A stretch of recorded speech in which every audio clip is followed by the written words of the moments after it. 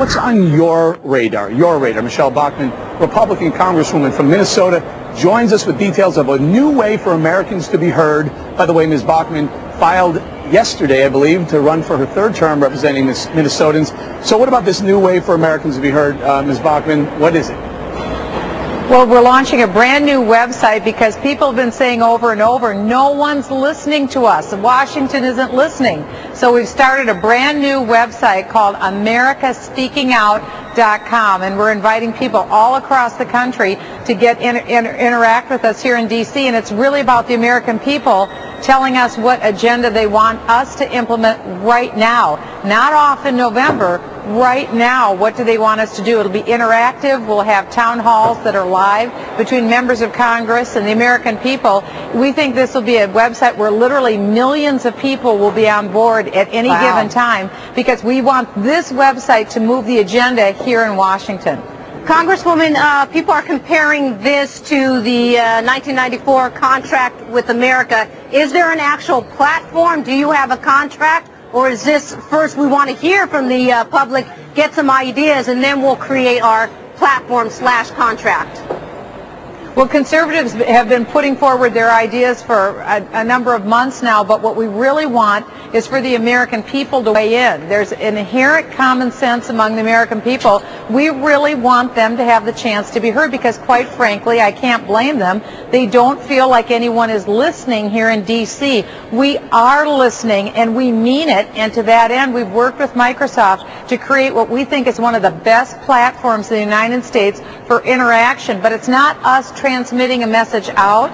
It's us taking the message in from the folks so that we can put forward a platform that is truly pro-growth, pro-private job creation, and one that I think that the people have been asking for quite some time.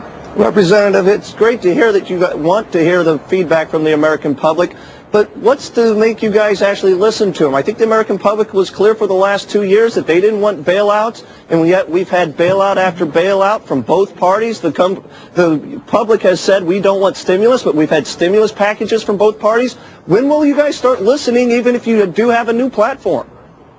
Well, that's the purpose of all of this. I think this will be, rather than anecdotal, it will be real time, where the American people can tell us in a real-time fashion, this is what we want. I voted against the bailouts. I voted against the stimulus. I voted against this government takeover of health care, and a number of us have who are conservatives. So we really believe that the American people are also reflective of a center-right country, and we think that they're going to tell us just what you said, stop all of this economic fantasy nonsense, actually act within the confines of reality and act accordingly so we can be a great country with a great economy again. And we need to hear from the American people. We really do need to hear from them, and I think this is a great opportunity, and it's very easy to use. americaspeakingout.com, and I think people will be really excited about this new way for us to communicate.